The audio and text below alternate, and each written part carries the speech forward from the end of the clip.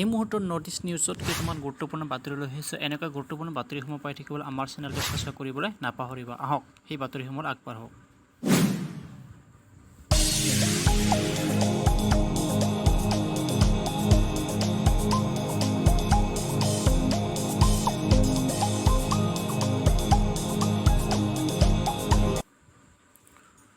ওলাল ফটা half pant ফটা শাৰী আপোনজনলৈ ডাকযোগে পঠিওৱা সামগ্ৰী আধা বাটতে হয় নেকি সলনি?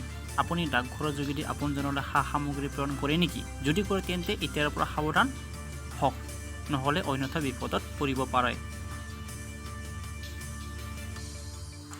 কৰে নেকি? যদি কৰে তেন্তে এতিয়াৰ পৰা সাৱধান হওক, কিয়নো আপুনি ডাকযোগে পাৰ্চেল কৰা বস্তু আপোনজনৰ হাতৰ পৰাই আগতে আধা বাটতে হ'ব পাৰে সলনি। এনে ঘটনাই পোহৰলৈ আহিছে শিৱসাগৰৰ প্ৰধান ডাকঘৰৰ যোগে লাভ কৰা পাৰ্চেলৰ ক্ষেত্ৰত। শিৱসাগৰ চহৰৰ সমীপৰ ঠাই আলিৰ নিবাসী ৰফিকুল উমন খান নামৰ ব্যক্তিজনে এনে এক অভিযোগ লৈ শুকুৰবাৰে কাষ চাপিলে শিৱসাগৰৰ প্ৰধান ডাকঘৰ কৰ্তৃপক্ষৰ ওচৰলৈ। অসম চৰকাৰৰ স্বাস্থ্য খণ্ড নিযুক্তিৰ প্ৰস্তুতিৰ লগতে নিযুক্তি পাব ৩ শতাধিক চিকিৎসকে। ৰাজ্য চৰকাৰৰ ১০০ দিনত ১৯৪১ চৰকাৰী স্বাস্থ্য খণ্ড নিযুক্তি সম্পূৰ্ণ। শীঘ্ৰে প্ৰকাশ পাব ৯,০০০ পদৰ বিজ্ঞাপন। অসম চৰকাৰৰ স্বাস্থ্য খণ্ড নিযুক্তি প্ৰস্তুতিৰ লগতে নিযুক্তি পাব ৩ শতাধিক চিকিৎসকে।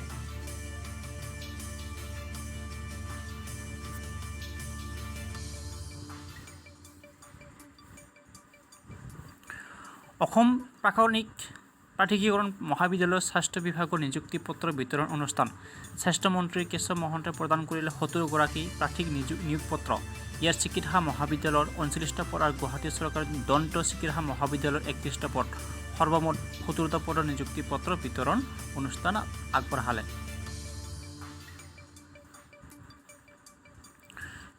নিযুক্তি পত্ৰ বিতৰণ কৰি স্বাস্থ্যমন্ত্ৰী কেশৱ মহন্তৰ দাবী ৰাজ্যত অচিৰে আৰু ৩০০ চিকিৎসকৰ নিযুক্তি সম্ভৱ হ'ব।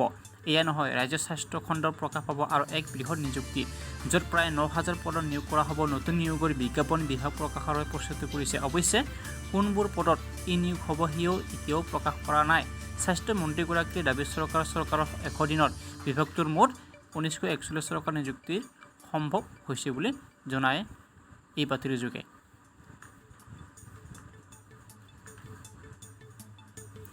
কাগজ কলৰ এইসকল কৰ্মচাৰীলৈ চৰকাৰী চাকৰি কি ক'লে মন্ত্ৰী পীয়ুষ হাজৰিকাই? ১৯৮৫ চনত সম্ভাৱনাৰ সপোন লৈ আৰম্ভ হৈছিল ৰাজ্যৰ দুটাকৈ কাগজ কল। এসময়ত কাগজ কল দুটা দেখুৱাইছিল লাভৰ মুখ। এতিয়া কি হ'ল আহক আমি জানো। কাগজ কলৰ কৰ্মচাৰীৰ কথা ৰাজ্য চৰকাৰ নভবা নহয়। কৰ্মচাৰীৰ বিষয়া সন্থাৰ লগত বিগত ১০০ দিনত ৪খন বৈঠক অনুষ্ঠিত কৰিছে মুখ্যমন্ত্ৰীয়ে। লিকুইডেটৰক ৫৩০ কোটি দিবলৈ আছে বুলি সন্থাসমূহে চৰকাৰক জনাইছিল, য'ত সন্নিৱিষ্ট হৈ আছে তেওঁলোকৰ দৰমহাৰ কথাও।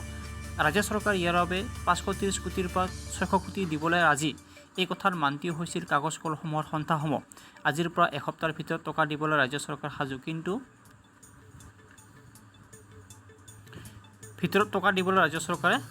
কিন্তু এটা চৰ্ততে ৰাজ্য চৰকাৰ দিব টকা। চৰ্ত হ'ল কাগজ কলৰ মাটি গতাব লাগিব ৰাজ্য চৰকাৰক। এইদৰে ক'লে পীয়ুষ হাজৰিকাই। কাগজ কলৰ যিসকল কৰ্মচাৰীৰ চাকৰি কৰা বয়স আৰু যোগ্যতা আছে সেইসকল অসম চৰকাৰ নিযুক্তি লাভৰ ক্ৰিটেৰিয়াত পৰে আৰু তাৰ পৰা ১০০জন লোকক চাকৰি দিব ৰাজ্য চৰকাৰে। ৰাজ্য চৰকাৰৰ কোনোবা এটা বিভাগত দিয়া হ'ব নিযুক্তি, জনালে পীয়ুষ হাজৰিকাই এই সংবাদমেলৰ যোগেদি। হাগ্ৰামা মহিলাৰ বিজেপি যোগদান সন্দৰ্ভত প্ৰতিক্ৰিয়া BTCৰ চিফ প্ৰমোদ বড়ো। অসমীয়া জাতিৰ স্বাৰ্থত সকলো লোক একত্ৰ হ'ব লাগে বুলি তেওঁ জনায়।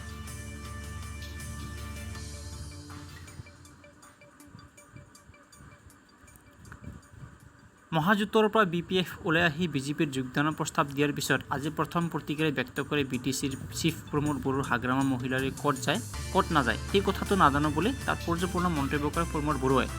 তেওঁ কয় যে হাগ্ৰামা মহিলাৰী ৭০ বছৰীয়া শাসনকালত ট্ৰাইবেল বেল্ট এণ্ড ব্লকৰ বাহিৰৰ ভূমিপত্ৰসকলৰ কথা চিন্তা নকৰিলে। সেই কথা মই চিন্তা কৰি তেওঁলোকৰ ভূমি নিজৰ নামত কেনেকৈ আনিব পাৰি সেই কথা চিন্তা কৰি আছোঁ বুলি আজি সংবাদ মাধ্যমৰ যোগেদি তেওঁ প্ৰকাশ কৰে।